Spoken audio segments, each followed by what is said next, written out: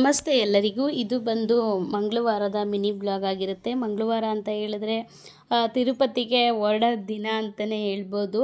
ತುಂಬ ದಿನಗಳಿಂದ ಅಂದ್ಕೊಳ್ತಿದ್ದು ಫೈನಲ್ ಆಗಿ ಆಯಿತು ಅಂತಲೇ ಹೇಳ್ಬೋದು.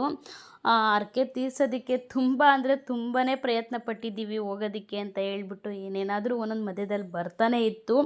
ಸೊ ನಾವು ಆಯುಧ ಪೂಜೆ ಎಲ್ಲ ಮುಗಿಸಿ ಹೆಂಡವ್ರಿಗೆಲ್ಲ ಮಡ್ಲಕ್ಕಿ ಕೊಟ್ಟು ಎಲ್ಲ ಊರಿಂದ ಬಂದಿದ್ದ ತಕ್ಷಣವೇ ಪೂರ್ತಿ ಮಂಡೇ ಎಲ್ಲ ಮನೆ ಕ್ಲೀನಿಂಗ್ ಕೆಲಸಗಳೇ ಆಯಿತು. ಮಂಡೇ ನಾನು ಯಾವುದೇ ರೀತಿ ವೀಡಿಯೋಸ್ಗಳನ್ನ ಮಾಡ್ಕೊಳ್ಳೋದಕ್ಕೆ ಹೋಗಲಿಲ್ಲ. ಮತ್ತೆ ಪದೇ ಪದೇ ಪೂಜೆ ಅಂತೆ ಕ್ಲೀನಿಂಗ್ ಅಂತೆ ಇದೇ ವೀಡಿಯೋಸ್ಗಳನ್ನೇ ಹಾಕ್ತಾಯಿದ್ರೆ ನೋಡೋರ್ಗೂ ಕೂಡ ಬೇಜಾರಾಗುತ್ತೆ.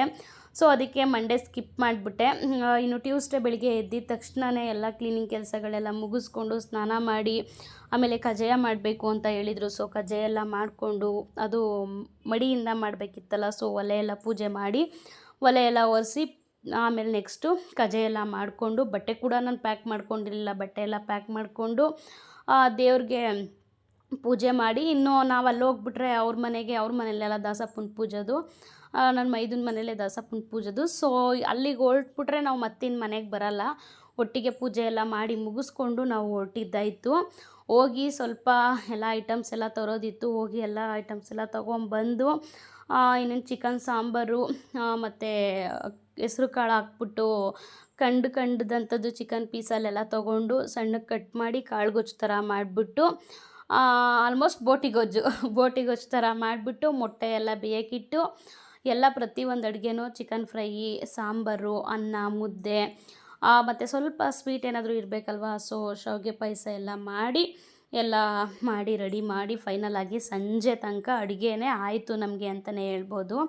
ನಾನು ನಮ್ಮ ಯಜಮಾನ್ರು ಇಬ್ಬರೇ ಅಡುಗೆ ಮಾಡಿದ್ದು. ಇನ್ನು ನನ್ನ ಮೈದಾನವಾಗಿದ್ದು ಸ್ವಲ್ಪ ಹೆಲ್ಪ್ ಮಾಡಿಕೊಟ್ರು. ಫೈನಲ್ ಆಗಿ ಎಲ್ಲ ಊಟ ಎಲ್ಲ ಮುಗಿಸ್ಕೊಂಡು ಎಲ್ಲ ಮಾಡಿ ಆಮೇಲೆ ಫ್ರೆಶ್ ಆಗಿ ಮತ್ತೆ ಎಲ್ಲ ರೆಡಿಯಾಗಿ ಗಾಡಿ ಬಂತು.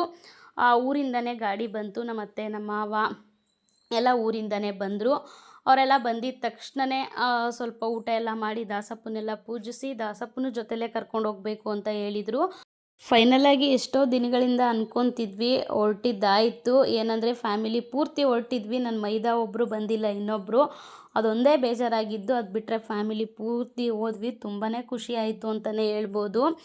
ಆಮೇಲೆ ಇದ್ರದ್ದು ಲೆಂತಿ ವಿಡಿಯೋ ಬಂದು ನಾನು ಆಲ್ರೆಡಿ ಯೂಟ್ಯೂಬಲ್ಲಿ ಅಪ್ಲೋಡ್ ಮಾಡಿದ್ದೀನಿ. ಪಾರ್ಟ್ 1 ಪಾರ್ಟ್ 2 ಅಂತ ಹೇಳ್ಬಿಟ್ಟು. ಟೈಮಿದ್ದು ಇಂಟ್ರೆಸ್ಟ್ ಇದ್ದರೆ ಹೋಗಿ ಚೆಕ್ಔಟ್ ಮಾಡಿ.